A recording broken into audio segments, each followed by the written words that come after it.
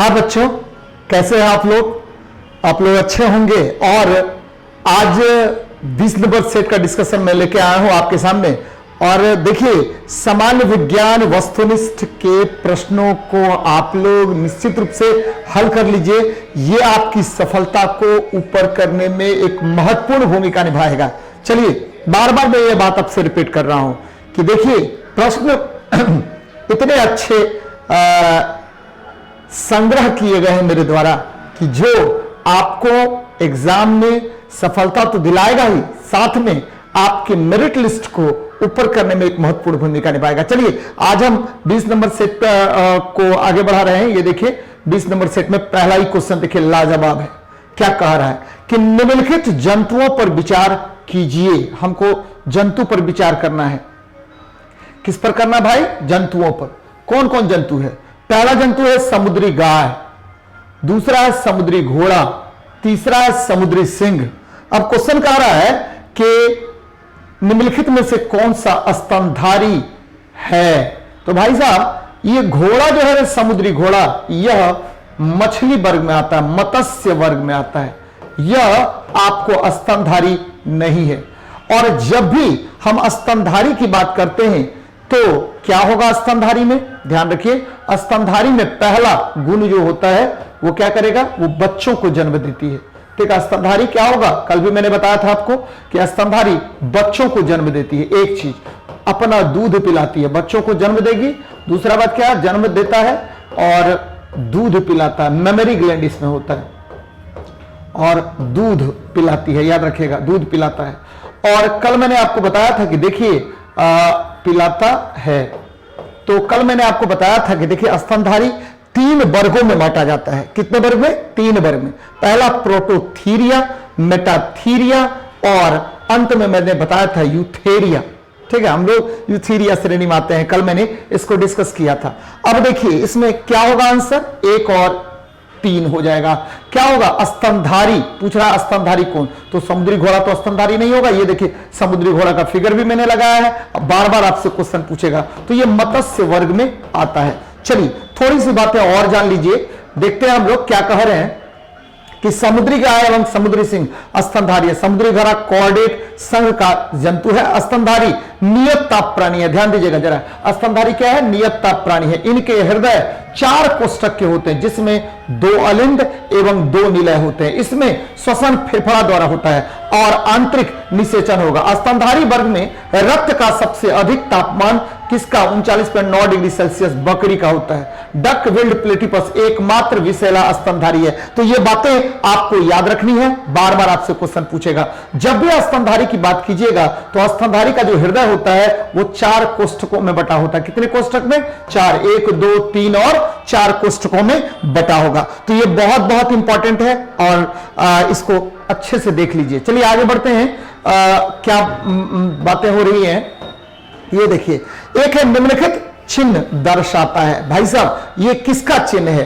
तो जब भी इस तरह का चिन्ह होगा, कल के टेस्ट के डिस्कशन में भी मैंने आपको बताया था कि देखिए, कल जो सेट मैंने डिस्कस किया था उसमें भी मैंने आपको इस तरह का प्रश्न दिया था। ट्रांजिस्टर, ट्रांजिस्टर का ये है। पहले तो ये जान लीजिए, ट्रांजिस्टर में 3 बिट्स होते हैं। एक इमीटर होगा, दूसरा आपको कलेक्टर होगा और तीसरा क्या होगा? बेस होगा। और ट्रांजिस्टर स्विच और परिवर्धक, स्विच और परिवर्धक दोनों की भांति कार्य करता है। ध्यान में रखना है, स्विच और परिवर्धक की भांति कार्य करता है। एकदम याद रखिएगा, परिवर्धक की भांति यह कार्य करता है। एकदम याद रखना है आपको, किसकी भांति? तो स्विच या परिवर्धक की भांति कार्य करेगा। अब जरा देखिए, यदि अंदर की ओर हो, क्या हो? अंदर की ओर होगा। ठीक है, तो अंदर की ओर होगा। जब भी अंदर की ओर हम लोग बात करेंगे तो इसको हम लोग क्या कहेंगे? पीएनपी ट्रांजिस्टर, पीएनपी ट्रांजिस्टर बोलेंगे। ये देखिए, अंदर की ओर आपको इमिशन कहां पर हो रहा है? अंदर की ओर हो रहा है, तो इसे पीएनपी ट्रांजिस्टर कहा जाता है। जब भी बाहर की ओर होगा, तो जब भी बाहर की ओर होगा तो इसको एनपीएन ट्रांजिस्टर कहा जाता है। तो क्या होगा आंसर? NPN transistor. अब देखिए, N type semiconductor, P type semiconductor और एन टाइप सेमीकंडक्टर है। हम क्या करते हैं कि पी सेमीकंडक्टर को एन और ठीक है फिर एन के बीच में हम सैंडविचेज कर देते हैं, तो इस तरह का जो ट्रांजिस्टर का निर्माण होगा उसे हम एनपीएन ट्रांजिस्टर बोलेंगे। ठीक इसी प्रकार अगर हम क्या करें कि पी और P के बीच में N को सैंटिफिकेट कर दीजिए, तो इसको हम क्या बोलेंगे, आपको ध्यान में रखना है, इसे हम NPN और PNP को PNP ट्रांजिस्टर कहते हैं। अब मेरी बात को समझिएगा, हम क्या बोल रहे हैं कि एक जो है एक P और दूसरा हमने N टाइप ले लिया। अब क्या किए कि P टाइप को अब हमने बैटरी के धन ध्रुव से और N टाइप को बैटरी के ऋण ध्रुव से जोड़ दिया, तो इसे हम फॉरवर्ड बायस कहते हैं। अगर हम क्या करेंगे कि ये देखिए N को हमने क्या कर दिया कि N को हमने और P को हमने बैटरी के ऋण ध्रुव से और N को बैटरी के धन ध्रुव से जोड़ दिया, तो इसे हम रिवर्स बायस कहते हैं। अब मेरी बात को समझिएगा जरा कि P और N टाइप, यहां देख लीजिए P और N टाइप की बात हम लोग कर रहे हैं, जरा मेरी बात समझिएगा कि ट्रांजिस्टर ये जो सेमीकंडक्टर होता है वो दो प्रकार का होता है, यानी अर्धचालक कितने प्रकार के, दो प्रकार के अर्धचालक होते हैं। पहला अर्धचालक होता है P टाइप और दूसरा होता है N टाइप। P होगा N टाइप होगा। P टाइप में ठीक है याद रखिएगा पॉजिटिव यानी होल्स की संख्या अधिक होगी, होल्स नंबर ऑफ होल्स जो होगा अधिक होगा नंबर ऑफ इलेक्ट्रॉन से, और N टाइप में नंबर ऑफ इलेक्ट्रॉन्स जो होगा अधिक होगा नंबर ऑफ होल्स से। ध्यान में रखिएगा नंबर ऑफ इलेक्ट्रॉन्स ज्यादा होगा किसकी अपेक्षा, होल्स की अपेक्षा अधिक होगा। तो बच्चे एकदम याद रखिएगा ये सेमीकंडक्टर दो प्रकार के होते हैं, एक होता है आपको आंतरिक अर्धचालक, दूसरा होता है बाह्य अर्धचालक, और बाह्य अर्धचालक दो प्रकार का होगा, एक P टाइप दूसरा N टाइप होगा। P टाइप में होल्स की संख्या अधिक होती है यानी पॉजिटिव की संख्या अधिक होगी और इलेक्ट्रॉन्स की संख्या कम होगी, और N टाइप में इलेक्ट्रॉन्स की संख्या अधिक होती है, होल्स की संख्या क्या होगा, कम होगा। बच्चे ध्यान में रखना है इसको। अब मैं यहां पर भी बता दिया आपको, देखिए ट्रांजिस्टर दो समधि डायोडों के सहयोग से बनता है, और यह एक ऐसी युक्ति है जिसका प्रयोग हम लोग इलेक्ट्रॉनिक उपकरण में ट्रायोड के स्थान पर करते हैं। बच्चे बार बार याद रखना है कि अर्धचालक कितने प्रकार के होते हैं, तो दो प्रकार के, एक आंतरिक यानी शुद्ध अर्धचालक प्योर ठीक है सेमीकंडक्टर, दूसरा जो होगा वह इम्प्योर सेमीकंडक्टर होता है, और इसको बोलते हैं एक्सट्रिंसिक सेमीकंडक्टर। और एक्सट्रिंसिक सेमीकंडक्टर में हम क्या करते हैं कि अलग से कुछ अशुद्धियां डाल देते हैं, जिस प्रक्रिया को हम डोपिंग कहते हैं। तो बार बार इससे प्रश्न पूछा जाएगा। चलिए आगे बढ़ते हैं, नेक्स्ट क्वेश्चन को देखते हैं क्या कह रहा है। याद देखिए निम्नलिखित में से किस पर रोक नहीं है जिसे एथलीटों द्वारा प्रदर्शन सुधारक पदार्थ के रूप में उपयोग किया जाता है, तो यह एरिथ्रोपोइटीन है। पहले इसके बारे में जान लेते हैं, इसको क्या मैं बोल रहा हूं, इरिथ्रोपोइटीन। क्या होता है ये इरिथ्रोपोइटीन? एक तो इरिथ्रोपोइटीन का पहला कार्य क्या होता है, पोइटीन क्या होता है, पहला कार्य इसका होगा कि यह रक्त के क्षय को, रक्ताणु मतलब रक्ताणु में कौन सा रक्ताणु, तो यह आरबीसी के क्षय को क्या करता है, कम करता है, इसके डिस्ट्रक्शन को कम करेगा, आरबीसी के क्षय को क्या करता है, कम करता है। एकदम याद रखिएगा क्षय को कम करता है, और यह आपको क्या बढ़ाता है, तो जितने भी आपको एक्सरसाइज करने वाले होते हैं, एथलीट होते हैं, उनमें यह क्षमता के निर्माण में क्या करता है, एक महत्वपूर्ण भूमिका निभाता है। यानी ये आरबीसी के नंबर ऑफ आरबीसी काउंट्स को ये क्या कर देगा, बढ़ा देगा, जिससे क्या होगा कि आपका जो आरबीसी है वो तीव्र गति से अस्थि मज्जा में उसका निर्माण होगा। तो दो कार्य यह करता है, पहला कार्य क्या करेगा कि यह रक्ताणु यानी आरबीसी के क्षय को कम करता है, पहली बात। दूसरी बात क्या कि याद रखना है आपको कि यह अस्थि मज्जा में, कहां पर, यह अस्थि मज्जा मतलब क्या होता है, बोन मेरो में आरबीसी के निर्माण को उद्दीपित करता है। अस्थि मज्जा में किसको, तो आरबीसी के निर्माण को उद्दीपित करता है, आरबीसी के निर्माण को क्या करेगा, बढ़ाएगा, निर्माण की प्रक्रिया को तेज करता है, निर्माण को बढ़ाता है। कौन, तो आपका इरिथ्रोपोइटीन। यहां देख लीजिए मानव वृद्धि हार्मोन, तो सोमेटोट्रोपिक हार्मोन को मानव वृद्धि हार्मोन कहा जाता है, और ये देखिए टेस्टोस्टेरोन यानी मेल सेक्स हार्मोन है, और कोलेस्ट्रम। जब बच्चों का जन्म होता है तो उस समय कोलेस्ट्रॉल बाहर निकलता है और यह क्या करता है कि एक जो इम्यून प्रोटीन होता है उसका बहुत बड़ा स्रोत होता है इम्यून प्रोटीन का।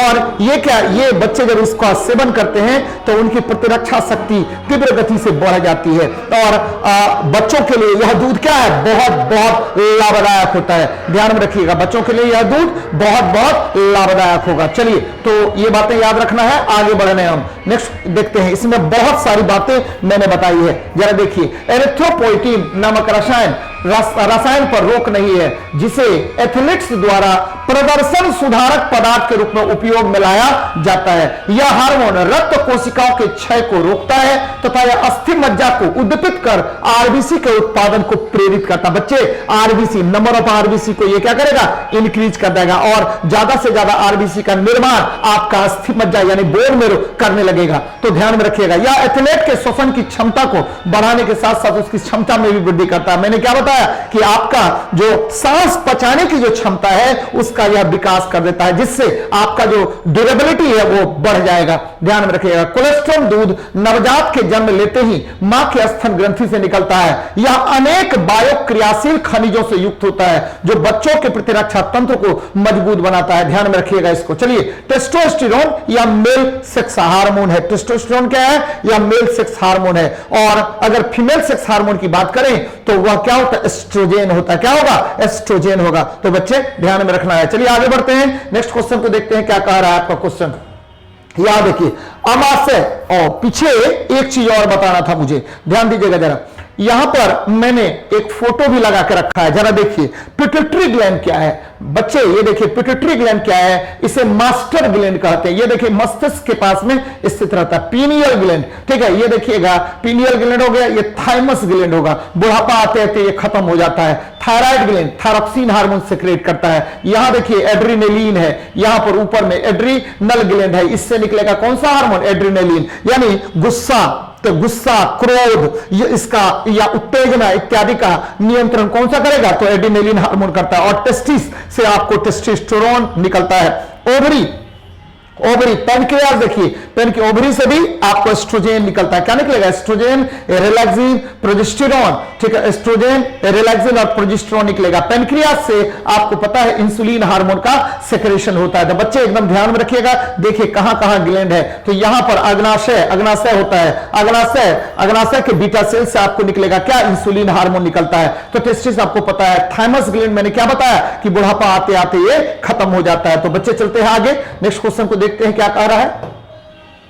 अमाशय की दीवार का पेशीय संकुंचन क्या कहलाता है। ये देखिए, ये आपका अमाशय है। तो अमाशय जैसे ही, ठीक है, भोजन इसमें जाने की प्रक्रिया में होगा तो इसका संकुंचन होने लगता है और इस संकुंचन को हम पेरिस्टालिसिस कहते हैं। क्या कहते हैं, पेरिस्टालिसिस कहते हैं। ये कंपन कर लेगा, कंपान कुंचन बोला जाता है इसको, पेरिस्टालिसिस करने लगेगा। और इस समय जैसे पहुंचा नहीं है भोजन वहां पर, तो यह जो है आपको गैस्ट्रिक हार्मोन का सेक्रेशन करता है। गैस्ट्रिन हार्मोन का सेक्रेशन यहां से होगा। और ये देखिए आपके इसके दीवार से, अमाशय की दीवार से आपको HCl ज्यादा से ज्यादा सेक्रेट होने लगता है। और यहां पर जो सेल्स पाया जाता है उसको ऑक्जेंटिक सेल्स कहा जाता है, ऑक्जेंटिक सेल्स कहा जाता है। और बहुत अधिक परिमाण में ये HCl निकलता है जो भोजन को अम्लीय माध्यम प्रदान करता है। तो इसका आंसर क्या हो जाएगा, पेरिस्टालिसिस, याद रखिएगा। और जिसके कारण भोजन काइम में बदल जाता है। याद रखिएगा, भोजन को काइम में बदलने में, भोजन को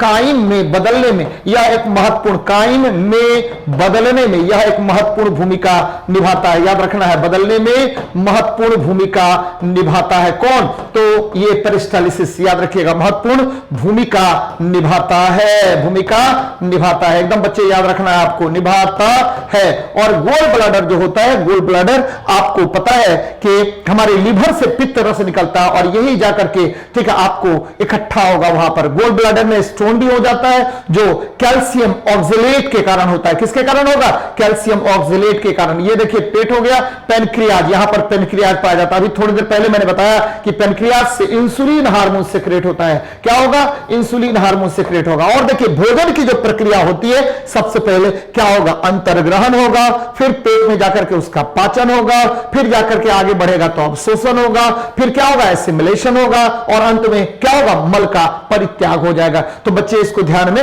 रखनी है। अब यहां पर वर्ड है डाइजेशन, यानी भोजन का ठीक पोषक पदार्थों में बदलना और पुनः उसका क्या होना, अवशोषण होना, इसे ही पाचन कहा जाता है।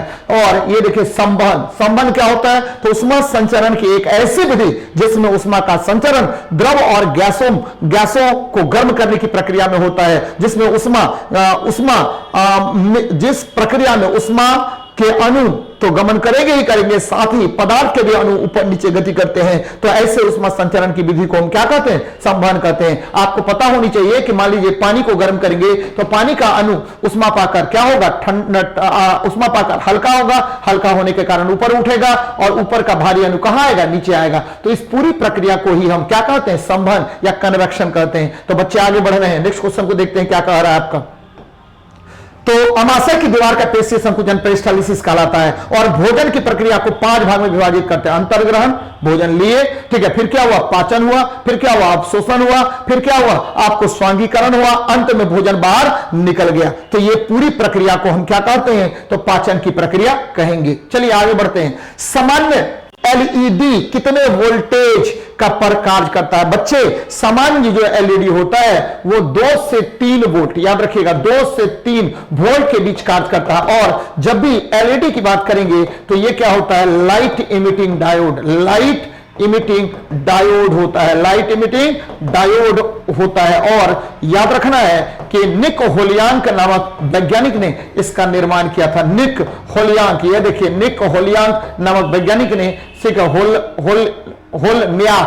होलम्याक नामक वैज्ञानिक ने इसका निर्माण किया था। अब देखिए इसमें क्या क्या होता है। तो सबसे पहले सेमीकंडक्टर डायोड होता है, और ये देखिए ये क्या होगा, एक एनोड होगा, दूसरा क्या होगा, कैथोड होगा, और ये ऊपर में लगा होता है क्या, वायर बॉन्ड लगा होता है, और इपॉक्सी लेंस केस होता है, जिससे क्या होगा, प्रकाश दूर तक फैलेगा। तो बार बार आपसे क्वेश्चन पूछेगा कि एलईडी कितने वोल्टेज पर कार्य करता है, तो याद रखिएगा 2 से 3 वोल्ट के बीच कार्य करता है। इसलिए आंसर क्या हो जाएगा, आपको ए नंबर होगा। और यह जो है लगभग आपको 86 से 90% विद्युत ऊर्जा को किसमें बदल देता है, प्रकाश में बदल देता है। इसलिए आपको पता होगा कि वर्तमान में भारत सरकार जो है एलईडी पर ज्यादा से ज्यादा जोर दे रही है। चलिए आगे बढ़ते हैं, नेक्स्ट देखते हैं क्वेश्चन को।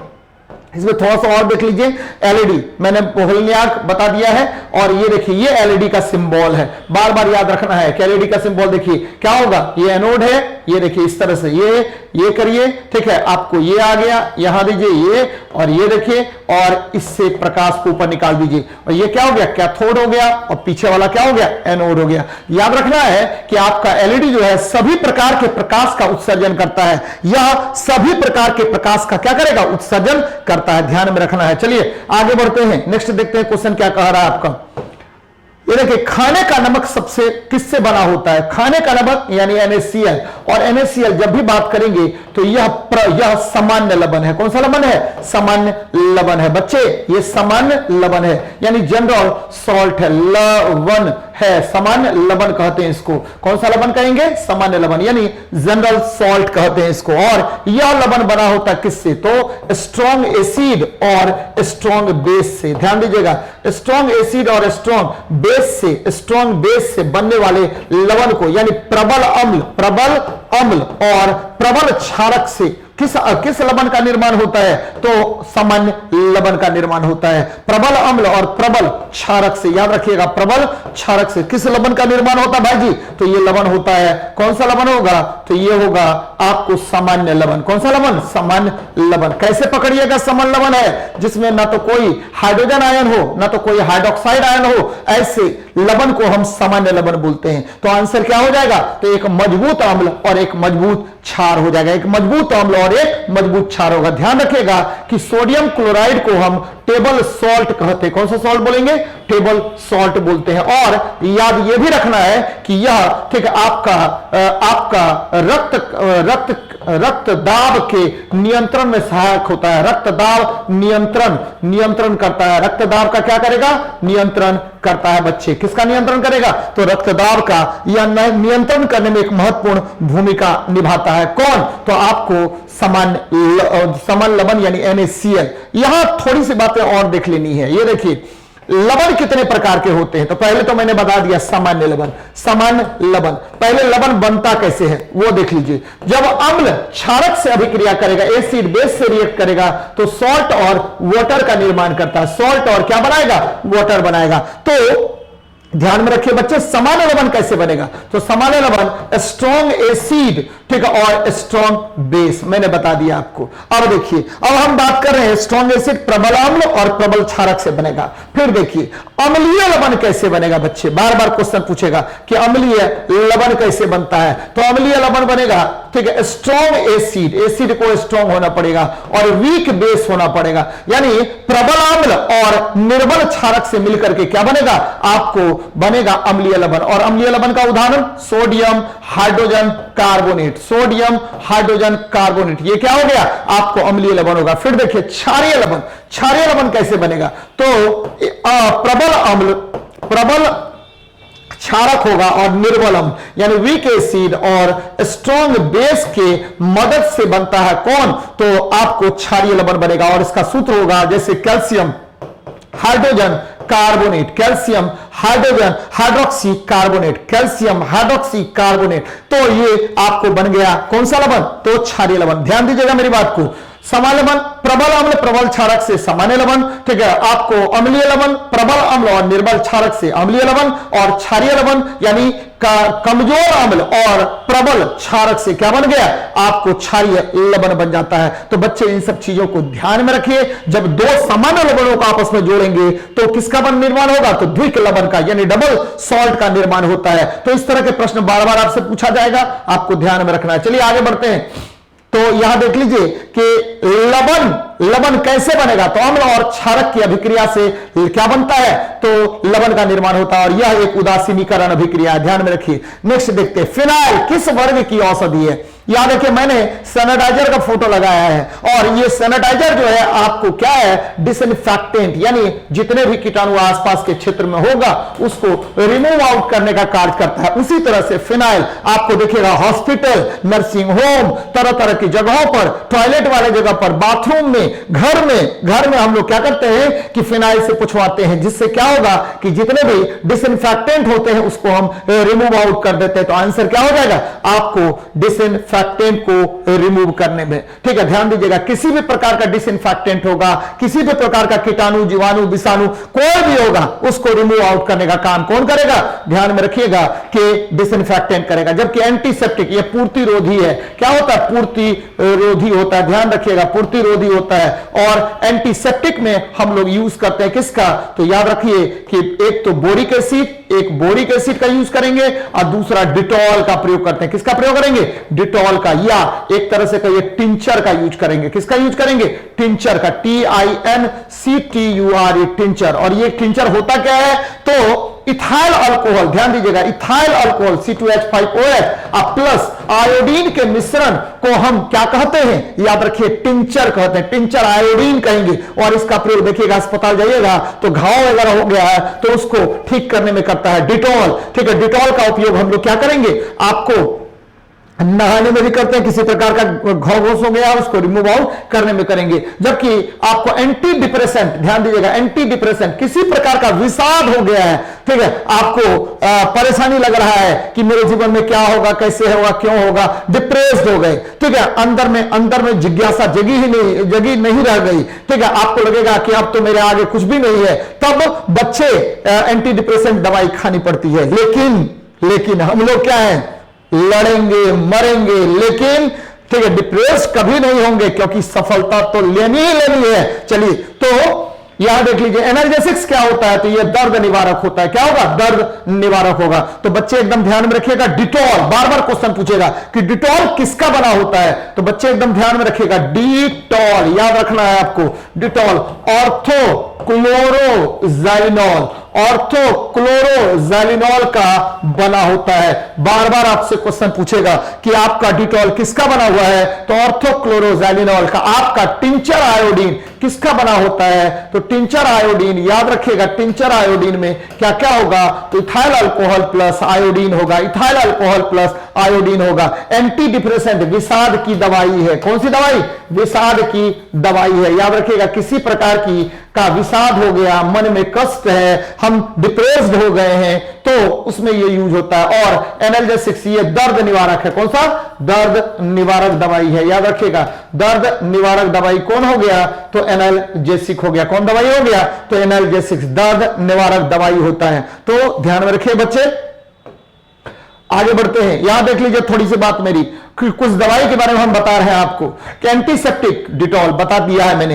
ये देखिए डिसइंफेक्टेंट, फिनाइल डिसइंफेक्टेंट वर्ग की औषधि है। यह प्रबल डिओडोरेंट एवं जर्मिसाइड्स है, जो ठीक है, जो हॉस्पिटल, नर्सिंग होम, टॉयलेट आदि के सैनिटेशन में उपयोगी होता है। एंटी डिप्रेसेंट, यह विषाद को कम करता है, जैसे टोफ्रानिल, टोफ्रानिल, नोप्रामिन, ये सब क्या हुआ? एंटी डिप्रेसेंट दवाई है। और एनाल्जेसिक या दर्द निवारक दवाई है सेरेडोन, एस्पिरिन। अब देखिए एस्पिरिन, बार बार आपसे क्वेश्चन पूछेगा कि एस्पिरिन जो है वह एनाल्जेसिक्स भी होता है, एस्पिरिन जो है वह एंटीपायरेटिक्स भी होता है, दोनों इसमें गुण होता है। और ध्यान रखिए बच्चे मेरे, एंटीपायरेटिक्स भी होता है। और यह भी ध्यान में रखिएगा कि एस्पिरिन जो है यह एसिटाइल सैलिसाइक्लिक एसिड का बना होता है। एसिटाइल सैलिसाइक्लिक एसिड से यह बना होता है। कौन? तो आपको एस्पिरिन। और यह जो एसिटाइल सैलिसाइक्लिक एसिड है, यह कहां से प्राप्त करते हैं, तो विलो के पौधे के पत्ती से, विलो के पौधे के पत्ती से प्राप्त करते हैं। पौधे की पत्ती से प्राप्त करेंगे, तो विलो के पौधे के पत्ती से क्या प्राप्त करते हैं, तो एस्पिरिन प्राप्त किया जाता है। जबकि विलो के जो लकड़ी है उससे हम क्या बनाते हैं, तो याद रखिए बैट खेलते हैं ना, क्रिकेट खेलते, क्रिकेट में जो बल्ला होता है वो बनाया जाता है, और इसे एलिस सेल्वा कहा जाता है। याद रखिएगा, ठीक है, एलिस सेल्वा कहा जाता है। चलिए नेक्स्ट देखते हैं क्वेश्चन क्या कह रहा है आपका। लाइगेज नामक उत्प्रेरक का उपयोग होता है। ये लाइगेज देखिए क्या है, मैं बार बार आपको बताता हूं बच्चे, क्या कि अगर डीएनए को काटेंगे, अगर डीएनए को काटेंगे, तो डीएनए को काटने के लिए रेस्ट्रिक्टेड इंडोन्यूक्लिएज, याद रखिएगा, डीएनए को काटने में क्या उपयोग करेगा साइंटिस्ट, काटने में उपयोग करेगा बच्चे किसका, तो रेस्ट्रिक्टेड इंडोन्यूक्लिएज। एकदम ध्यान में रखिएगा, रिस्ट्रिक्टेड इंडोन्यूक्लिएज का, इंडोन्यूक्लिएज का प्रयोग करेगा, न्यूक्लिएज का प्रयोग करता है। जबकि डीएनए को जोड़ने में, डीएनए को जोड़ने में ध्यान दीजिएगा, डीएनए को जोड़ने में किसका प्रयोग करेंगे, तो लाइगेज एंजाइम का। जोड़ने में किसका प्रयोग करेंगे, तो लाइगेज का, लाइगेज का प्रयोग करते हैं। तो यहां देख लीजिए, डीएनए को काटने में रेस्ट्रिक्टेड इंडोन्यूक्लियस, डीएनए को जोड़ने में लाइगेज। आपको क्वेश्चन क्या पूछ रहा है कि लाइगेज नामक उत्प्रेरक का उपयोग किया जाता है तो डीएनए के टुकड़ों को जोड़ने में, तो आंसर हो जाएगा कौन सा, बी नंबर हो जाएगा। ध्यान दीजिएगा, ये यूकैरियोटिक क्रोमोसोम है, यूकैरियोटिक क्रोमोसोम है। और ठीक है, इससे हमने क्या बना लिया, प्लाज्मिड। मैं बार बार बोलता हूं कि जेनेटिक इंजीनियरिंग में सबसे अधिक उपयोगी कौन होता है, तो प्लाज्मिड होता है। और ये देखिए डीएनए को काट लिया गया किसके द्वारा, तो मैंने बता दिया रेस्ट्रिक्टेड इंडोन्यूक्लिएज के द्वारा, रेस्ट्रिक्टेड इंडोन्यूक्लिएज के द्वारा काट लिया गया और फिर इसे लाइगेशन यानी लाइगेज एंजाइम के द्वारा आपस में जोड़ दिया गया। किस एंजाइम के द्वारा, लाइगेज। किस एंजाइम के द्वारा, लाइगेज एंजाइम के द्वारा। बच्चे काटेंगे रेस्ट्रिक्टेड इंडोन्यूक्लिएज, जोड़ेंगे लाइगेज के द्वारा। तो ध्यान में रखना है आपको। चलिए आगे बढ़ते हैं, नेक्स्ट देखते हैं क्या कह रहा है क्वेश्चन हमको। ये देखिए आगे बढ़ते हैं, डीएनए डीएनए डीऑक्सीराइबोन्यूक्लिक अम्ल है। यह एक वंश से दूसरे वंश तक, मैं बार बार आपको डीएनए पर बहुत सारा प्रश्न मैंने बताया है कि डीऑक्सीराइबोन्यूक्लिक अम्ल है, यह एक वंश से दूसरे वंश तक आनुवांशिक सूचनाओं का स्थानांतरण करेगा। और ध्यान में रखिएगा, जैसे ही डीएनए आए, तीन बातें आपको मैंने बताई हैं। पहली बात, यह पॉलीन्यूक्लियोटाइड है। ये क्या है? पॉलीन्यूक्लियोटाइड है, एकदम याद रखिएगा। कौन सा है भाई? ये पॉलीन्यूक्लियोटाइड है। दूसरा डीएनए, और क्या भाई? तो डीएनए जो है यह प्यूरिन और पायरिमिडीन का बना होता है, प्यूरिन और पायरिमिडीन का बना होता है। और मैंने कई बार बताया है चिल्ला चिल्ला करके कि एजी एडेनिन ग्वानिन और टीसी पायरिमिडीन, ठीक है। ये हो गया टीसी थायमिन और साइटोसिन का। और आरएनए ये राइबोन्यूक्लिक एसिड है, या प्रोटीन संश्लेषण में क्या होगा? सहायक होगा। तो बच्चे ध्यान में रखिए। चलिए बढ़ते हैं आगे, हम लोग देखते हैं क्या है हमारा क्वेश्चन। कह रहा है कि कौन से गुणसूत्र वाला व्यक्ति क्लिनफेल्टर सिंड्रोम होगा। और बात ये ध्यान में रखना है, क्लिनफेल्टर सिंड्रोम। तो क्लिनफेल्टर सिंड्रोम ये बहुत इंपॉर्टेंट क्वेश्चन है बच्चे, क्योंकि बार बार इससे क्वेश्चन पूछा जाता है। ये आनुवांशिक बीमारी है, इसमें XXY क्रोमोजोम हो जाएगा, यानी ठीक है आपको कुल 46 क्रोमोजोम हम लोग के शरीर में होता है, ठीक है। कितने होते हैं? 46, जिसमें ध्यान रखिएगा, जिसमें आपको 22 जोड़ा तो ऑटोनोमस होता है जोड़ा, और एक होता है या तो XX या XY होता है। तो पुरुषों में याद रखिएगा, पुरुषों में यदि एक X क्रोमोजोम अधिक आ जाए तो वह क्लिनफेल्टर सिंड्रोम से पीड़ित व्यक्ति होगा। यानी एक X क्रोमोजोम आ गया, इसीलिए ठीक है पुरुष जो है ठीक है पुरुष जो है उसमें कौन सा गुण आ जाएगा? स्त्रियों का गुण आ जाएगा। याद रखिएगा कौन सा गुण आएगा? तो स्त्रियों का गुण आ जाता है, इसे ही क्लिनफेल्टर सिंड्रोम कहते हैं। तो ये क्या हो जाएगा? XXY। क्या हो जाएगा बच्चे? XXY। मेरी बात को समझिएगा, थोड़ा सा मैं जो बातें बता रहा हूं उस पर जरा ध्यान दीजिए। क्या करिए? ध्यान दीजिएगा जरा। ये देखिए बहुत सारा चीज हम यहां आपको बताएंगे। सबसे पहले क्लिनफेल्टर सिंड्रोम देख लीजिए। क्लिनफेल्टर सिंड्रोम मैंने क्लियर कर दिया, कभी भी अब आपको दिक्कत नहीं होने वाली है, ठीक है। सबसे पहले क्लिनफेल्टर सिंड्रोम, ये देखिए क्लिनफेल्टर। तो भैया क्या हुआ कि एक XY तो था ही, पुरुष था, इसमें एक X क्रोमोजोम आकर के घुस गया। क्या होगा? एक X क्रोमोजोम आकर के क्या होगा? घुस गया। भैया यहां पर एक X क्रोमोजोम और जुड़ गया, तो ये बन गया XXY। तो भैया क्या होगा कि X क्रोमोजोम महिला गुण का विकास कर देगा, यानी ऐसे व्यक्ति में, क्लिनफेल्टर सिंड्रोम वाले व्यक्ति में महिला गुण आ जाएगा। होगा तो पुरुष, लेकिन ठीक है आपको गुण उसमें बहुत सारा गुण आ जाएगा। किसका? महिला का गुण आ जाएगा। याद रखिएगा, ठीक है। आपको स्तन का विकास हो जाएगा। आपको वो क्या होगा? थोड़ा सा उसमें प्रकृति जो होगी किसकी भांति होगी? तो महिलाओं की प्रकृति होगी। अब देखिए यहां पर देख लीजिए, ठीक है। अब हम बात कर रहे हैं पटाऊ सिंड्रोम का। पटाऊ सिंड्रोम का ये देखिए, पटाऊ सिंड्रोम का क्या है ये बच्चे? 13वें गुणसूत्र क्या होगा? छोटा हो जाएगा। 13वें गुणसूत्र में एक अधिक गुणसूत्र आ जाता है। 13वें में क्या होगा? एक गुणसूत्र बढ़ गया, ये चाहे X बढ़ सकता है या ठीक है X। ये 13वें गुणसूत्र में तो XY होता नहीं है। 13वें गुणसूत्र में क्या होगा कि एक गुणसूत्र यहां बढ़ जाएगा, एक गुणसूत्र बढ़ जाएगा। सब जोड़ा में है, एक बढ़ गया यहां पर, जिससे आपका ओठ कटा हुआ रहेगा, ठीक है। इसको पटाऊ सिंड्रोम बोलते हैं। और देखिए बुद्धिमंद तो ओठ जो है वह क्या होगा? कटा हुआ रहेगा। और देखिए टर्नर सिंड्रोम की बात कर रहे हैं। कौन सा सिंड्रोम?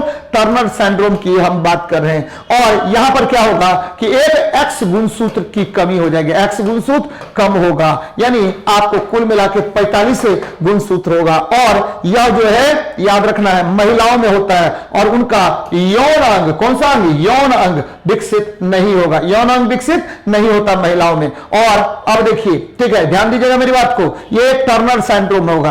अब क्राई टू चैट याद रखिएगा, क्राई टू चैट, यानी बिल्ली जैसा क्राई करेगा, किसके जैसा? कैट के जैसा।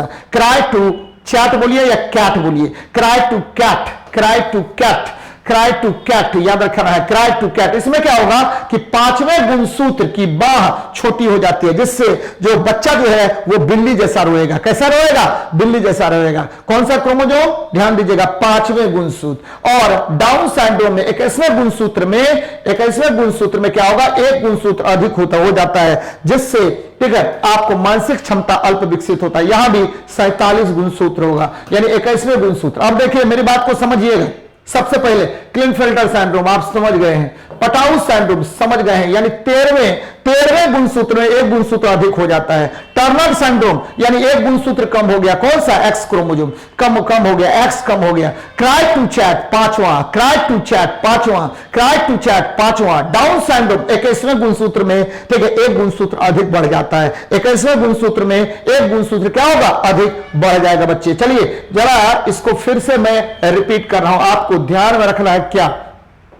सबसे पहले देखिए क्लिनफेल्टर सिंड्रोम आपको मैंने क्लियर कर दिया है, इस पर बात ही नहीं करनी है। 47 गुणसूत्र हो जाएगा, एक एक्स एक्स वाई हो गया, कोई प्रॉब्लम नहीं। ठीक है, फिर देखिए पटाउस सिंड्रोम, ध्यान दीजिएगा 13वां इफेक्ट होगा। 13वां गुणसूत्र जो है ठीक है वो क्या होगा? ठीक है, उसमें एक और गुणसूत्र आ जाएगा, 13 में एक आ गया 13वें गुणसूत्र में। फिर देखिए इसको पटाउस सिंड्रोम, यानी आपको ओंठ कटा हुआ होगा। चलिए टर्नर सिंड्रोम, ध्यान दीजिएगा टर्नर सिंड्रोम, इसमें क्या होगा कि आपको 45 गुणसूत्र रह जाएगा, एक एक्स क्रोमोसोम कम हो जाएगा, एक एक्स कम, ध्यान दीजिएगा। ठीक है, क्राई टू चैट, ध्यान दीजिए क्राई टू, ठीक है क्राई टू कैट, इसमें क्या होगा? पांचवा गुणसूत्र का बाह छोटा हो जाएगा, पांचवें का बाह ये है, ये क्या हुआ? आपको छोटा हो गया, यहां देखिए कट गया, इतना छोटा हो गया पांचवें गुणसूत्र का।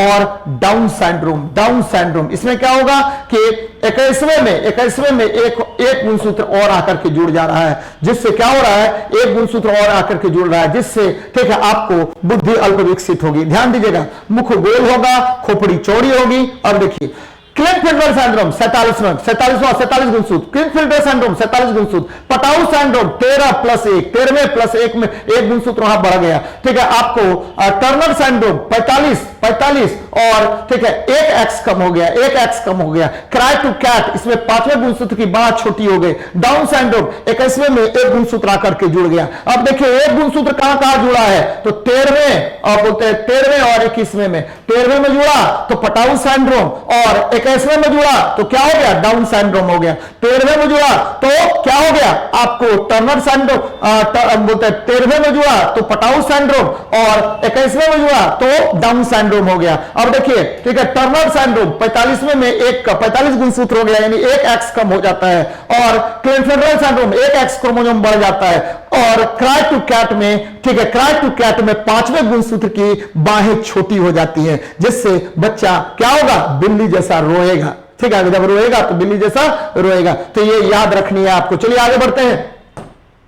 ये देखिए अंटार्कटिका में ओजोन परत का सर्वाधिक विनाश किस माह में होता है? तो बच्चे सितंबर तथा अक्टूबर माह में सर्वाधिक विकास होता है, सर्वाधिक विनाश होता है। किसका? ओजोन परत का। अब देखिए ओजोन परत क्या होता है, बार बार मैं रिपीट कर रहा हूं। ओजोन परत जो है वह ध्यान में रखिएगा कि पृथ्वी के ऊपर समताप मंडल में ओजोन की एक मोटी परत पाई जाती है, जो सूर्य से आने वाले पराबैंगनी किरणों का क्या करेगा? पराबैंगनी किरणों को अवशोषित कर लेता है। ध्यान रखिएगा, पराबैंगनी किरणों को यह अवशोषित कर लेगा। जब सूर्य से पराबैंगनी किरण आएगा तो उसको ये एब्जॉर्ब कर लेता है। ये देखिए ये पराबैंगनी किरण यहां से आ रहा है, तो इसको ये क्या करेगा? एब्जॉर्ब कर लेगा, और ठीक है पृथ्वी पर को पराबैंगनी किरणों से बचाता है। लेकिन देखिए अक्टूबर 4, 2019 को एक रिपोर्ट आया, जिसमें आपका ओजोन परत की मोटाई बढ़ रही है। ओजोन परत की मोटाई क्या हो रही है? बढ़ रही है बच्चे। ओजोन परत की मोटाई आपको तीव्र गति से बढ़ रही है, मोटाई बढ़ रही है। ठीक है, ये क्या है? अच्छा संकेत है। ठीक है, ये क्या है? एक अच्छा संकेत है। तो ध्यान में रखिएगा कि आपको ओजोन परत का सर्वाधिक विकास सितंबर तथा अक्टूबर में होता है, और इसके विकास में सबसे महत्वपूर्ण भूमिका इसके मतलब नाश में, ओजोन परत के विनाश में सबसे अधिक महत्वपूर्ण भूमिका निभाता है CFC, क्लोरोफ्लोरोकार्बन। यानी CFC को क्या बोलते हैं? क्लोरोफ्लोरोकार्बन बोलते हैं। तो चलिए बच्चे आगे देखते हैं, हम लोग नेक्स्ट क्वेश्चन को देखते हैं क्या कह रहा है हमारा। वही बात यहां भी मैंने लिखा, अंटार्कटिका में ओजोन परत का सर्वाधिक विनाश सितंबर तथा अक्टूबर माह में होता है। अंटार्कटिका में ओजोन परत में छिद्र का पता 1985 में फार्मेन गार्डनर तथा ठीक फार्मेन गार्डनर तथा सैंकलेन ने लगाया था। ओजोन परत के क्षरण में सक्रिय रसायन कौन कौन? सीएफसी, ठीक है, मिथाइल क्लोराइड, मिथाइल ब्रोमाइड और हेलोन्स होता है। CFC, methyl chloride, methyl bromide और क्या होगा? हेलोन्स होगा। चलिए देखते हैं अंतरराष्ट्रीय टाइगर दिवस कब मनाया जाता है। यह मैंने कल भी आपको बताया था, 29 जुलाई को। कब मनाया जाता है? 29 जुलाई को मनाया जाता है। कुछ दिवस आपको मैं बता रहा हूं जो आपको एकदम याद रख लेना है, जो बार बार आपसे क्वेश्चन पूछेगा। जरा देखिए, ठीक है, अंतरराष्ट्रीय टाइगर दिवस 29 जुलाई को। प्रमुख समझौता विश्व विरासत संधि, विश्व विरासत संधि कब मनाया जाता है? तो 1972 को विश्व विरासत संधि, ठीक है, मनाया गया। कब? 1972 को। और ये देखिए क्योटो रामसर संधि 1971। बार बार मैं बताता हूं कि आर्द्रभूमि के संरक्षण के लिए ईरान में रामसर में एक सम्मेलन हुआ जिसके तहत आर्द्रभूमि के संरक्षण की बात की गई और कार्टेजना प्रोटोकॉल यानी जैव विविधता संरक्षण के लिए प्रोटोकॉल हुआ जिसको हम, ठीक है, क्या बोलते हैं? कार्टेजना प्रोटोकॉल बोलते हैं। और जरा देखिए, ये याद रखना आपको, 3 मार्च को विश्व वन्य जीव दिवस मनाया जाता है। 12 मई को विश्व प्रवासी पक्षी दिवस मनाया जाता है। 20 मार्च को विश्व घरेलू गौरैया दिवस मनाया जाता है। 20 मार्च को क्या मनाते हैं? विश्व घरेलू गौरैया दिवस। और ठीक है, 12 मई को विश्व प्रवासी पक्षी दिवस। और मैं पहले ही बता चुका हूं कि 22 मई को विश्व जैव विविधता दिवस भी मनाया जाता है। तो बच्चे, जो मैं पीछे बता चुका हूं वो मैं रिपीट नहीं कर रहा हूं, क्योंकि आप अच्छे तरीके से सारे वीडियो को देखिए। मैं गारंटी लेता हूं कि आपकी सफलता एकदम सुनिश्चित होगी। चलिए आगे बढ़ते हैं, नेक्स्ट क्वेश्चन को देखते हैं क्या कह रहा है आपका क्वेश्चन। निम्नलिखित में से कौन सा गुरुत्वाकर्षण का उदाहरण नहीं है? तो भाई साहब, अब पहले ऑप्शन से देखते हैं, ग्रहों के वायुमंडल को उनसे अलग होने से रोकना। देखिए, पृथ्वी के चारों तरफ वायुमंडल है, पृथ्वी का गुरुत्वाकर्षण बल इस वायुमंडल को अपने केंद्र की ओर खींचता है और पृथ्वी पर वायुमंडल का होना किसका उदाहरण है? गुरुत्वाकर्षण का उदाहरण है। ये देखिए, यह ब्लैक होल के घूर्णन में सहायक होता है। यह गलत बात है। ब्लैक होल के घूर्णन में उसका घनत्व सहायक होता है, क्योंकि केंद्र का घनत्व इतना अधिक हो जाता है कि गैस जो है वो तीव्र गति से ब्लैक होल का निर्माण करता है। अब हम ब्लैक होल पर फिर आएंगे, लेकिन पहले देख लेते हैं। तारों को आपस में जोड़े रखता है, एकदम सही है। तारों, एक से अधिक तारे जो है, ठीक है, उसमें द्रव्यमान होता है। दूसरे तारे को वह अपनी ओर क्या करेगा? खींच करके रखेगा। किस बल के द्वारा? गुरुत्वाकर्षण बल के द्वारा। चांद का उसकी कक्षा में स्थित होना यह भी गुरुत्वाकर्षण बल का कारण है। तो कौन नहीं है? तो यह ब्लैक होल के घूर्णन में सहायक होता है। अब देखिए, ब्लैक होल पर चर्चा करते हैं। ब्लैक होल जो है क्या होता है? तो यह अति घनत्व वाली वस्तु है। अति घनत्व वाली वस्तु है। घनत्व वाली क्या है? तो वस्तु है जो तारे के मरने के अंतिम चरण में होता है। ठीक है, तारा जब मरने लगता है तो उसका अंतिम चरण कौन होगा? ब्लैक होल होता है। बच्चे एकदम ध्यान में रखिएगा, ब्लैक होल होगा। यह अति घनत्व वाली वस्तु है। और मैंने क्या बताया कि तारे के मरने का अंतिम चरण है। तारे के मरने का कौन चरण? अंतिम चरण। तारे के मरने का अंतिम चरण कौन होगा? तो याद रखिए, मरने का अंतिम चरण कौन है? तो आपको ध्यान में रखना है कि यह ब्लैक होल है। तारा ब्लैक होल बनाकर मरता है। एक चीज और ध्यान में रखिएगा कि ब्लैक होल जो है यह इतना अधिक घनत्व होता है कि यह सभी प्रकाश की किरणों को भी अवशोषित करने की क्षमता रखता है। यह प्रकाश की किरणों को भी क्या करेगा?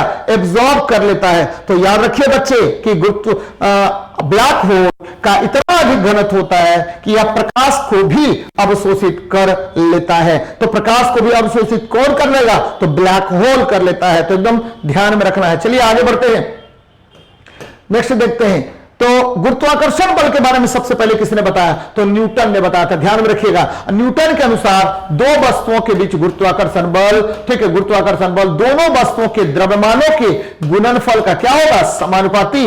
और उसके बीच की दूरी के वर्ग का क्या होगा? व्युत्क्रमानुपाती होता है। दोनों से निकल गया F बराबर G m1 m2 बटा क्या हो जाएगा? r स्क्वायर होगा। जहां G जो है वह गुरुत्वाकर्षण नियतांक है। G क्या है? गुरुत्वाकर्षण नियतांक है। याद रखिएगा, G का मान 6.67 इंटू 10⁻11 न्यूटन मीटर स्क्वायर पर केजी स्क्वायर होता है। न्यूटन मीटर स्क्वायर पर केजी स्क्वायर होता है। तो ये बच्चे याद रखिएगा। चलिए आगे बढ़ते हैं, नेक्स्ट देखते हैं। क्षैतिज तल पर एक वायुयान मुड़ रहा है। ये देखिए, एक क्षैतिज तल पर वायुयान चल रहा है। यहां देखिए, वायुयान चल रहा है। तो मुड़ रहा है, ये क्षैतिज तल पर मान लीजिए वायुयान है तो ये मुड़ रहा है, तो मुड़ेगा, तो जब भी मुड़ेगा इसका झुकाव किधर की ओर होगा, अंदर की ओर होगा, क्योंकि अंदर की ओर झुकने के क्रम में जैसे ही ये लैंड करेगा तो झुक आपको जैसे ही मुड़ेगा तो क्या होगा, वृत्त के केंद्र की ओर एक बल लगेगा जिसको हम अभिकेंद्रीय बल कहते हैं, यानी अंदर की ओर। अभिकेंद्रीय बल हमेशा कहां लगेगा, तो अभिकेंद्रीय बल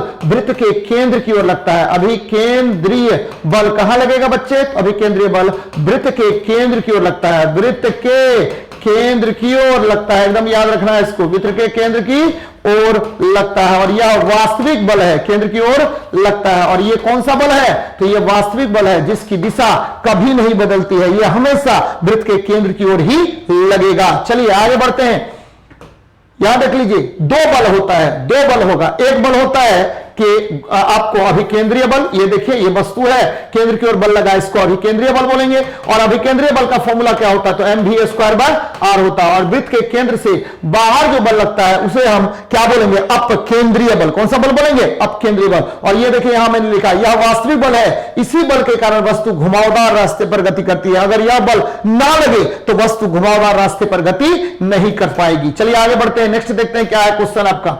यूनिवर्सल बिल्डिंग ब्लॉक्स कौन है, तो यूनिवर्सल बिल्डिंग ब्लॉक्स बच्चे ध्यान में रखिए कि ये है कौन कौन, तो ये है आपका नैंड नॉर गेट, नैंड एवं नॉर गेट को जरा यहां पर देख लीजिए, इसको बोलते हैं not gate. Not a not, यानी अगर हम ये इनपुट दिए हैं जीरो, इनपुट दिए हैं जीरो, जीरो मतलब क्या हुआ, 0 और 1, ये देखिए ये क्या है, बाइनरी नंबर है। 0 और 1 को क्या बोलते हैं, बाइनरी संख्या बोलते हैं। अगर हम ठीक है आपको 0 दिए तो नॉट 0 यानी 1 हो जाएगा आपका, यानी ऑन ऑफ तो ऑन हो गया, फिर देखिए ऑन किए तो क्या होगा, ऑफ हो जाएगा। तो ये नॉट गेट होता है, इसका सिंबल देख लीजिए बच्चे, बार बार आपसे क्वेश्चन पूछेगा। अब देखिए एंड गेट, यानी A B, A into B, A into B क्या हो गया, एंड गेट हो गया, A into B and gate. अब देखिए 0 तो 0 क्या हो गया, इसका देख लीजिए सिंबल, और 0 0 0 क्या हो गया, 0 हो जाएगा, 0 1 0 हो जाएगा, 1 0 0 हो जाएगा। ये इसको ए इंटू बी होता है, क्या होता है, ए इंटू बी। यहां पर मैं जो मैंने किया है ए इंटू बी,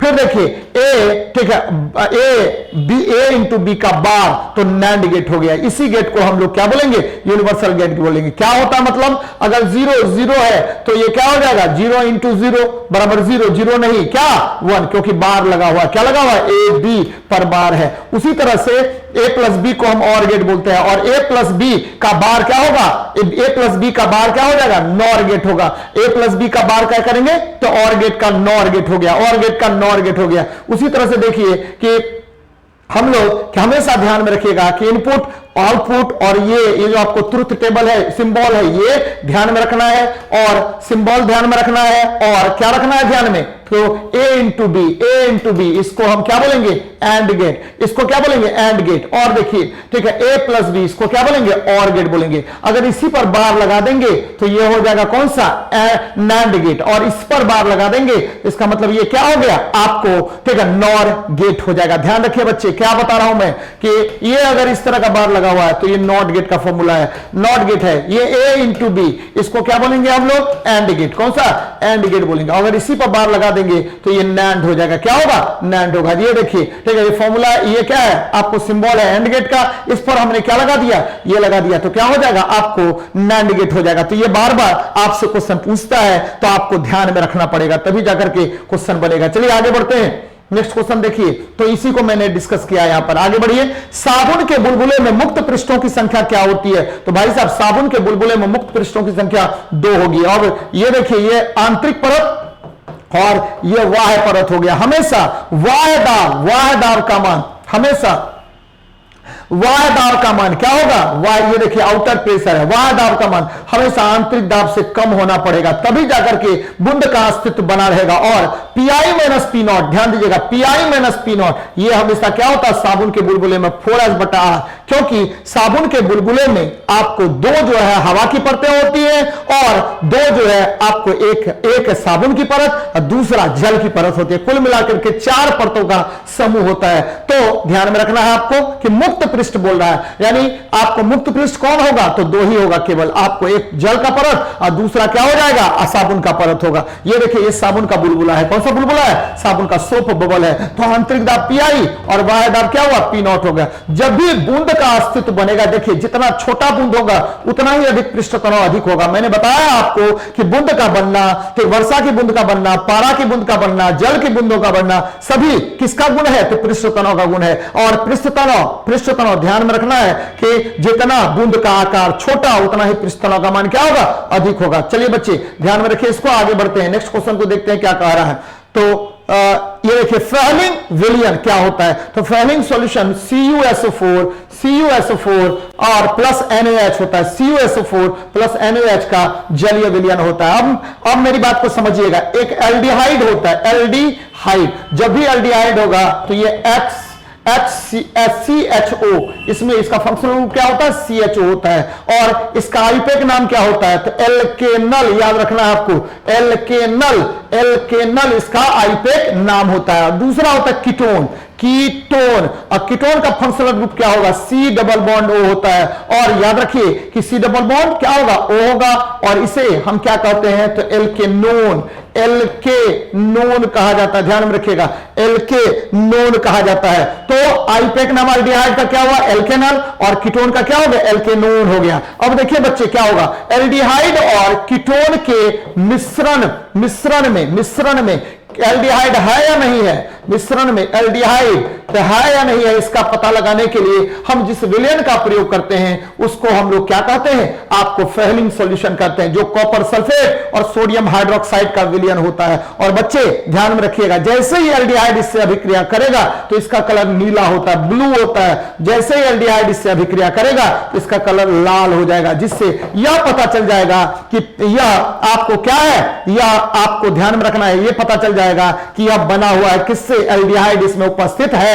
यानी एल्डिहाइड और कीटोन के बीच अंतर पता करने के लिए हम लोग फ्रेहलिंग विलयन का प्रयोग करते हैं। और फ्रेहलिंग विलयन कॉपर सल्फेट और सोडियम हाइड्रोक्साइड होता है और इसका कलर नीला होता है। और एल्डिहाइड और कीटोन के मिश्रण में एल्डिहाइड है या नहीं है, इसका पता लगाने के लिए जैसे ही फ्रेहलिंग विलयन को उसमें डालेंगे तो एल्डिहाइड अगर होगा तो उसका कलर ब्लू से रेड हो जाएगा, और अगर नहीं होगा तो कलर चेंज नहीं होगा, समझ जाएंगे कीटोन है। एल्डिहाइड का आईपेक नाम एल्केनल, अंत में जोड़ दिए अल, और इसका याद रखिएगा फंक्शनल ग्रुप यानी अभिक्रियाशील समूह CHO होता है, जबकि कीटोन का functional group C double bond O होता है और इसका आईपेक नाम एल्केनोन होता है, NONE, एल्केनोन, जैसे प्रोपेनोन, ब्यूटेनोन।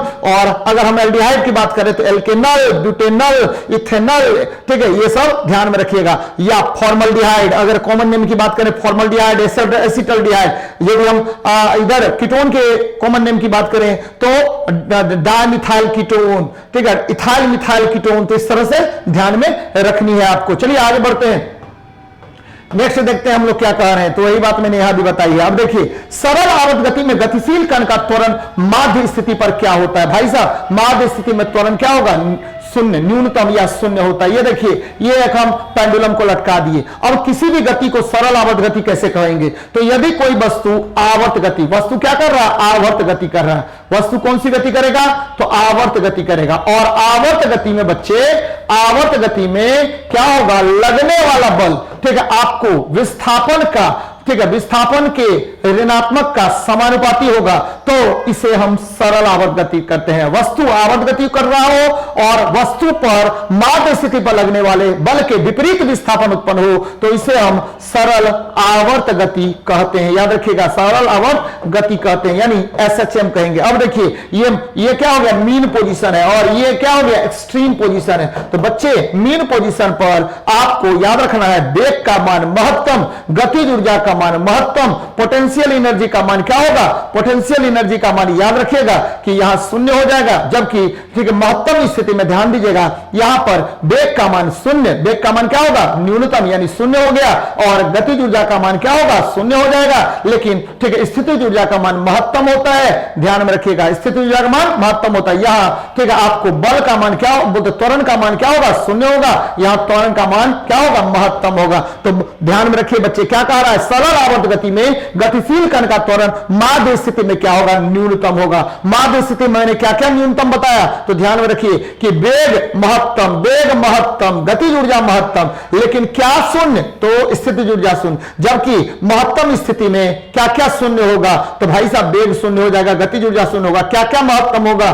तो ठीक गतिज ऊर्जा महत्तम हो गया, त्वरण महत्तम होगा। तो ध्यान रखिएगा बच्चे यदि कोई वस्तु सरल आवर्त गति करता है तो वस्तु पर लगने वाला बल के विपरीत विस्थापन उत्पन्न हो, यदि ऐसा समानुपाती हो जाएगा तो ऐसे आवर्त गति को हम सरल आवर्त गति कहते हैं।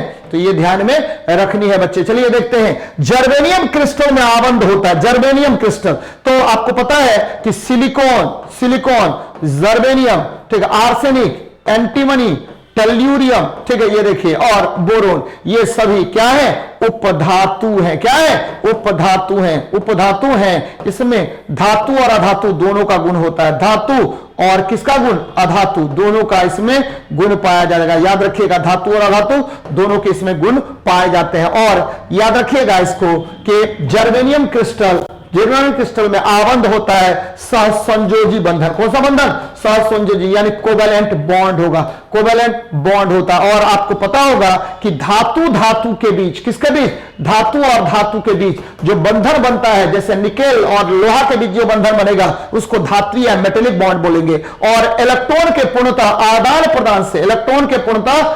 प्रदान से ठीक है जो बंधन बनेगा उसको हम लोग बोलेंगे कौन सा आयनिक बंधन बोलेंगे। जबकि वंडरवाल बंध होता है जब हम अवस्था परिवर्तन करते हैं तो ठीक है दो अणुओं के बीच संपर्क क्षेत्रफल या दो यौगिकों के बीच संपर्क क्षेत्रफल में वृद्धि होता है, और इस प्रकार जो बंधन बनता है उससे हम वंडरवाल बंध कहते हैं। और सबसे कमजोर बंधन कौन होता है तो वंडरवाल बॉन्ड होता है। उसके बाद कौन होगा तो आपको कोऑर्डिनेट कोवैलेंट बॉन्ड यानी उप सहसंयोजक बंध होगा। उसके बाद कौन होगा कोवैलेंट बॉन्ड होगा, और सबसे मजबूत जो है वह आयनिक बॉन्ड होता है। यानी आपको सबसे ताकतवर बल कौन होगा तो ध्यान में रखिएगा सबसे ताकतवर बंध होगा आयनिक बंधन।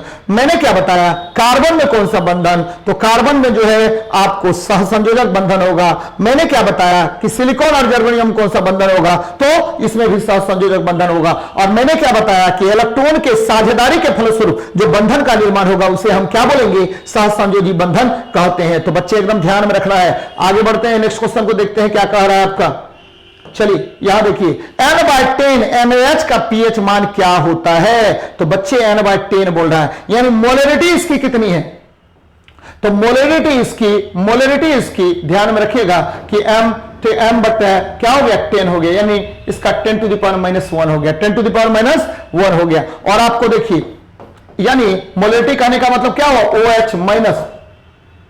OH माइनस की मोलरिटी कितनी, तो OH माइनस की मोलरिटी 10 to the power -1 हो गया। तो बच्चे आपको पता है कि pH प्लस और POH माइनस इसका जो मान होता है वो कितने के बराबर होता है, तो 10 to the power -14 के बराबर होता है। और जब हम pH निकालेंगे, यहां देख लीजिए, थोड़ा सा देख लीजिए क्या कह रहे हैं कि सही है सारा कुछ, हम क्या कह रहे हैं, एक मिनट ये देखिए मेरी बात को समझिएगा। कह रहा है कि N/10 NaOH का pH मान क्या है, कोई प्रॉब्लम नहीं। अब मोलरिटी मैंने क्या बताया, अभी थोड़ी देर पहले मैंने बताया था कि M/10 या n मतलब नॉर्मलिटी बटा 10, ये क्या हो गया 10 to the power -1 हो गया। क्या हुआ 10 to the power -1, यानी आपको H प्लस और OH माइनस का जो ये होता है वो कितना हो गया 14 हो गया। भाई साहब ये 10 बोल रहा है, क्या बोल रहा है 10 to the power -1 यानी 10 बोल रहा है। तो आपको निकालना क्या है, इससे निकाल लीजिए, इसका वैल्यू दिया हुआ है, क्या दिया हुआ है आपको 10 to the power -1। अगर हम इसको मोलरिटी करके निकालें तो ये क्या निकल जाएगा 1 निकल जाएगा। कितना निकल जाएगा 1 निकल जाएगा। अब जरा इसको देखिए, इसको निकाल लीजिए, क्या कह रहा है कि H प्लस इसको हम आयन के फॉर्म में लेके चल रहे हैं, यदि 10 to the power -1 है तो -1 के फॉर्म में लेके चलिए H प्लस और क्या हो जाएगा OH माइनस, ये आपको दिया हुआ 10 टू द पावर माइनस 14, कोई प्रॉब्लम नहीं। इसको इस फॉर्म में डाल दीजिए, किसमें, तो h प्लस आपको निकालना है, इसको इस फॉर्म में डालिए। 10 टू द पावर माइनस 1 बराबर कितना हो जाएगा, 10 टू द पावर माइनस 14। अब हम क्या करते हैं कि ठीक है, आपको ये h प्लस निकाल लीजिए, तो ये निकल जाएगा 10 टू द पावर माइनस 13। कितना निकल जाएगा, 10 टू द पावर माइनस 13। अब pH निकालिए, pH क्या होता है, माइनस लॉग बेस 10 और ठीक है h प्लस आयन कंसंट्रेशन, तो भाई साहब माइनस लॉग बेस 10 और क्या होगा 10 टू द पावर माइनस 13, तो निकल जाएगा आपको कितना, तो माइनस 13, यानी क्या हो जाएगा आपको 13 हो जाएगा इसका pH मान। तो आंसर क्या हो जाएगा 13। यहां देख लीजिए कि सोडियम हाइड्रोक्साइड जो है ये प्रबल, ठीक है, प्रबल क्या है, अब प्रबल आपको क्षार है, क्या है, प्रबल क्षार है या क्षारक है, जो भी बोलिए इसको। चलिए देख लीजिए, थोड़ा सा मैंने इसमें जो बनाया है वो भी देख लीजिए। तो मैंने क्या किया कि H plus OH minus ion, यहां देख लीजिए मेरी बात को, H प्लस और OH माइनस को मैंने क्या कर दिया, यहां देखिए, ध्यान दीजिएगा जरा, H प्लस और OH माइनस, ये देखिए मैंने n/10 NOH का pH मान 13 है, कोई प्रॉब्लम नहीं। NOH ये दो भाग में टूट गया, Na प्लस और OH माइनस में नॉर्मलता या मोलरता दोनों कितना है, m/10 है। तो OH माइनस का कितना हो गया molarity, 10 to the power minus 1 होगा, यही मैंने किया था वहां पर। अब हम क्या कर रहे हैं कि H प्लस और OH माइनस का कंसंट्रेशन कितना, 10 टू द पावर माइनस 14 है, और यहां निकाल दीजिए 10 to the power minus 14, 10 to the power minus 1, तो ये निकल गया कितना, 10 टू द पावर माइनस 13। और pH क्या होता है, negative logarithm of H plus ion concentration. जब भी n/10 या m/10 के फॉर्म में दे, मान लीजिए कि m/10 के फॉर्म में दिया या m/100 के फॉर्म में दिया, तो बच्चे आपको क्या करना है, 10 टू द पावर माइनस 2 कर लेना है direct, 10 to the power minus 2, और 10 टू द पावर माइनस 14 में से 10 टू द पावर माइनस 2 को घटा दीजिए, कितना आ गया, 10 टू द पावर माइनस 12 आ गया। और pH निकाल दीजिए, pH बराबर क्या हुआ, माइनस लॉग बेस 10 और 10 टू द पावर माइनस 12 हो जाएगा। जब भी नॉर्मलिटी या मोलरिटी दे तो उसको इसी फॉर्म में बनाने का प्रयास कीजिए, आपको तुरंत आंसर निकल जाएगा। यहां देख लीजिएगा जरा, मेरी बात को समझिएगा क्या कह रहे हैं हम। यहां देखिए, तो भैया ये देखिए क्या n/10 है, तो आपको जैसे ही n/10 दिखता तो 1/10 कर लीजिए, 10 टू द पावर माइनस 1 कर लीजिए। भैया आपको क्या करना है कि 10 टू द पावर माइनस 14 बटे 10 टू द पावर माइनस 1, ये pH निकालने के लिए बोलेगा। अगर क्या दिया हुआ है आपको, क्षारक दिया हुआ, तब ऐसा काम करेंगे। तो ये निकल गया 10 टू द पावर माइनस 13, धड़क से pH का फॉर्मूला लगा दीजिए, माइनस लॉग बेस 10 और 10 टू द पावर माइनस 13, तो इससे निकल गया कितना, तो आपको 13 निकल जाएगा आपका pH मान। तो आंसर क्या हो जाएगा, 13 हो जाएगा। तो इस तरह से बहुत बार प्रश्न पूछेगा, तो थोड़ा सा ध्यान रखना है, केयर करके रखना है, तो आपका सवाल तुरंत बन जाएगा। चलिए देखते हैं, मानव नेत्र, ध्यान दीजिएगा, मानव नेत्र से दृश्य तरंग दैर्घ्य, यहां देख लीजिए, मानव नेत्र जब भी आपको तरंग देखेगा तो कितना से कितना दृश्य तरंग दैर्घ्य देखेगा, तो ये हमेशा होगा कितना से कितना, 3900 एंगस्ट्रम से लेकर के 7800 एंगस्ट्रम के बीच होता है। और यहां देख लीजिए कौन है इसके बीच, तो 5000 एंगस्ट्रम है। यहां देखिए मैंने आपको नेत्र का फिगर भी लगा के रखा है। नेत्र के बाह्य आवरण को कॉर्निया कहते हैं, प्रतिबिंब जहां बनेगा उसको रेटिना कहा जाता है, और रेटिना में जहां पर रॉड्स और कोन्स की संख्या नगण्य होगी उसको हम ब्लाइंड स्पॉट कहते हैं। और ध्यान में रखिएगा बच्चे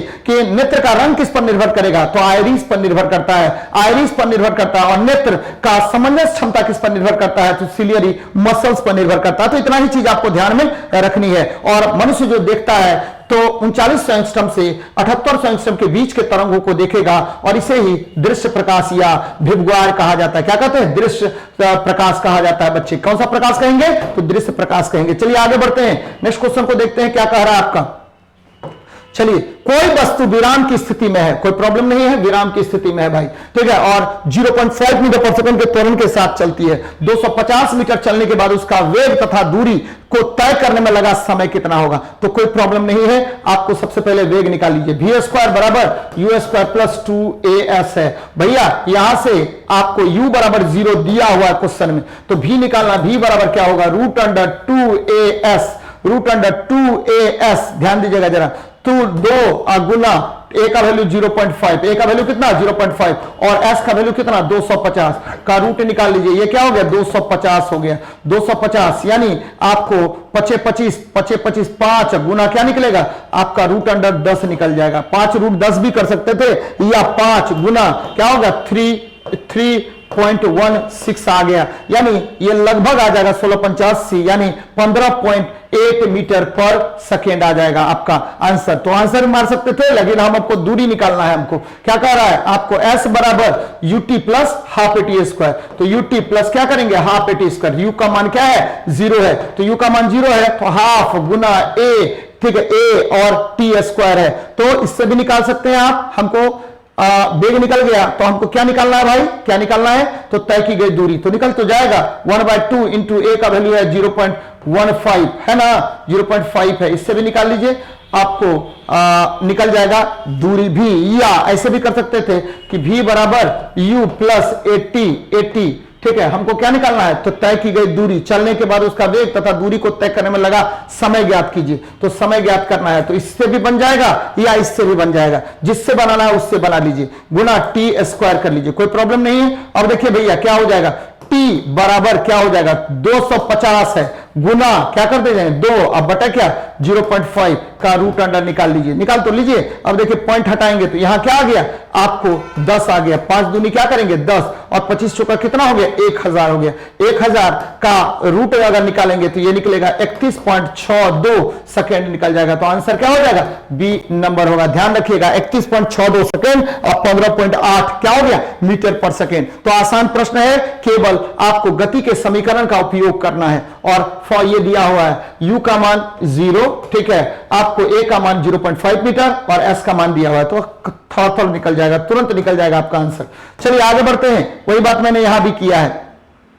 विद्युत वाहक बल क्या होता है, बच्चे देखिए ध्यान से सुनिएगा। विद्युत वाहक बल किसको कहते हैं, ये बैटरी है, ये बैटरी का धन ध्रुव है और ये बैटरी का ऋण ध्रुव है।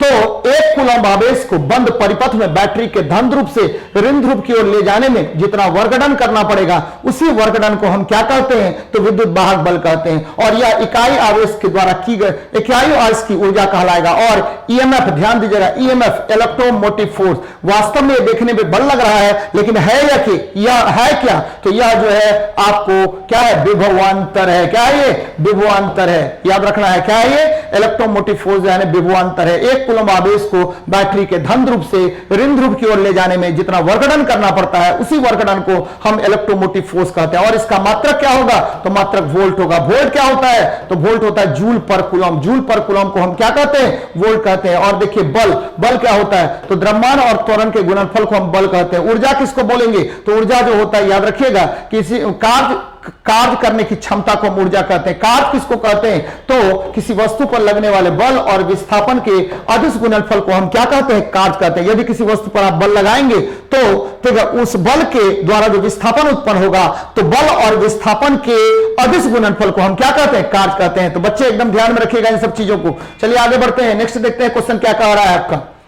यहां देखिए वही बात मैंने यहां बताई है, वह पदार्थ जो गैंग के साथ अभिक्रिया कर गलनीय द्रव बनाता है उसे क्या कहते हैं, तो गालक कहेंगे। क्या कहेंगे, गालक कहेंगे बच्चे। वह पदार्थ जो गैंग मतलब क्या हुआ, अशुद्धि, और अशुद्धि के साथ मिलकर के गलनीय पदार्थ बना लेता है, तो उसे हम क्या कहते हैं, तो ध्यान में रखिए गालक कहते हैं। क्या कहेंगे, गालक कहते हैं। और याद रखिए इसको, तो क्या कह रहा है कि ये गैंग है, गैंग मतलब अशुद्धि हो गया, अशुद्धि के साथ अभिक्रिया करके यह ठीक है मेल्टेड सब्सटेंस का निर्माण कर लेगा, तो ऐसे वस्तु को हम लोग स्लैग कहते हैं। क्या कहेंगे, स्लैग कहते हैं, याद रखिएगा। और ये देखिए अयस्क है, अयस्क मतलब क्या होता है, ओर्स होता है। पृथ्वी के अंदर से जो पदार्थ निकाला जाता है उसको हम क्या बोलते हैं, तो अयस्क, उसको हम क्या बोलेंगे, तो उसको हम खनिज बोलते हैं। और जिस खनिज से सस्ता एवं सुविधाजनक तरीके से धातु प्राप्त किया जा सके उसे अयस्क कहा जाता है। और ये देखिए उत्प्रेरक क्या होता है, यह अभिक्रिया की दर, रिएक्शन के रेट को बढ़ा देगा, रिएक्शन के रेट को घटा देगा, रिएक्शन के रेट को नियंत्रित करता है। ऐसे पदार्थ को हम क्या कहेंगे, तो उत्प्रेरक कहते हैं। जबकि धातुमल क्या होता है, तो धातु की अशुद्धि के साथ जो पदार्थ का निर्माण करता है उसको हम क्या कहते हैं, तो याद रखिएगा उसको हम कहेंगे धातुमल। क्या बोलेंगे, धातुमल। धातुमल को ही इंग्लिश में हम लोग स्लैग बोलते हैं, जबकि इसको बोलते हैं फ्लक्स। क्या बोलेंगे, फ्लक्स कहते हैं। तो बच्चे एकदम ध्यान में रखिएगा कि वह पदार्थ जो गैंग के साथ अभिक्रिया कर गलनीय पदार्थ बनाता है उसे गालक कहते हैं। क्या कहते हैं, गालक कहते हैं। चलिए आगे बढ़ते हैं, नेक्स्ट क्वेश्चन को देखते हैं क्या कह रहा है। तो ये देख लीजिए, कौन सी गुप्त गैस के नाम से जानी जाती है। देखिए क्रिप्टन जो है, क्रिप्टन का जो नाम होता है क्रिप्टोस होता है। क्या होता है? क्रिप्टोस होता है। क्रिप्टोस को हम लोग ग्रीक भाषा में हिडन कहते हैं, द हिडन। और यही क्या है आपको, ठीक है, आपको क्या कहलाएगा? हिडन गैस कहलाएगा। जबकि स्ट्रेंजर गैस जेनॉन को कहते हैं। स्ट्रेंजर गैस कहते हैं कौन? जेनॉन को। ध्यान में रखिएगा, स्ट्रेंजर गैस। रेडियो एक्टिव, ठीक है, रेडियो एक्टिव गैस किसको बोलेंगे? तो रेडोन को कहते हैं। अब चलिए इस पर बात कर लेते हैं। आवर्त सारणी के 18वें वर्ग में, आवर्त सारणी के किस वर्ग में? आवर्त सारणी के कौन वर्ग है? 18वें वर्ग में। 18वें वर्ग में या शून्य वर्ग में क्या पाया जाता है? अक्रिय गैस पाया जाता है, जिसमें कौन कौन होता है? तो हीलियम, नियोन, आर्गन, क्रिप्टन, जेनन और क्या होगा? रेडॉन होगा। याद रखिएगा, अक्रिय गैस की खोज किसने की थी? तो रमजे, रेले एवं लोकेयर नामक वैज्ञानिक ने किया था। रमजे, रेले एवं लोकेयर नामक वैज्ञानिक ने इसकी खोज की थी। चलिए आगे बढ़ते हैं, नेक्स्ट क्वेश्चन को देखते हैं क्या कह रहा है आपका।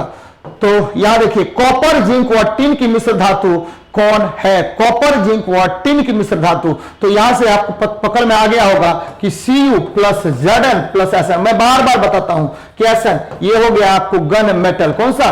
गन मेटल होता है, गन मेटल होता है। फिर देखिए आपका ये आंसर क्या होगा? Gun metal. जर्मन सिल्वर देख लीजिए, German silver Cu plus Zn plus Ni, ये क्या हो गया? जर्मन सिल्वर होता है, जर्मन सिल्वर हो जाएगा। और ध्यान दीजिएगा जरा, ये पीतल, पीतल क्या होता है? तो कॉपर और जिंक का मिश्र धातु होता है, Cu प्लस Zn होता है। सोल्डर Pb प्लस Sn का बना हुआ मिश्र धातु होता है, Pb प्लस एसेंस का बना हुआ मिश्र धातु होता है। तो बच्चे एकदम ध्यान में रखिएगा, मिश्र धातु जब भी चर्चा करेंगे तो मिश्र धातु क्या होता है? यह एक समांगी मिश्रण होता है। तो आज का सेशन यहीं तक है बच्चे। मैं बार बार आपसे रिपीट कर रहा हूं कि आप खूब अच्छे तरीके से क्वेश्चन का हल देखिए, और जहां भी आपको प्रॉब्लम बुझाए, आपका टेलीग्राम चैनल आपके साथ है, रुक्मिणी प्रकाशन लाइव। यहां पर आप मेरे से संपर्क कर सकते हैं, यहां से आपको पीडीएफ भी मिल जाएगा, अवेलेबल होगा। और मेरी एक ही कामना है कि आप सफल हो, सफल हो, सफल हो, तभी जाकर के मैं सफल होऊंगा। बच्चे मार्केट में बहुत सारा आपको इधर उधर वीडियो देखने को मिलता होगा, लेकिन हम केवल और केवल पढ़ाई की बात करते हैं, और पढ़ाई ही आपको सफलता दिलाएगा। इधर उधर की बातों में थोड़ा सा कम रहिए, और केवल इस चैनल को, ठीक है, सब्सक्राइब कीजिए, लाइक कीजिए, शेयर कीजिए, और मैं यकीन दिलाता हूं कि अंत में सफलता कदम चूमेगी ही चूमेगी। मिलते हैं नेक्स्ट क्लास में।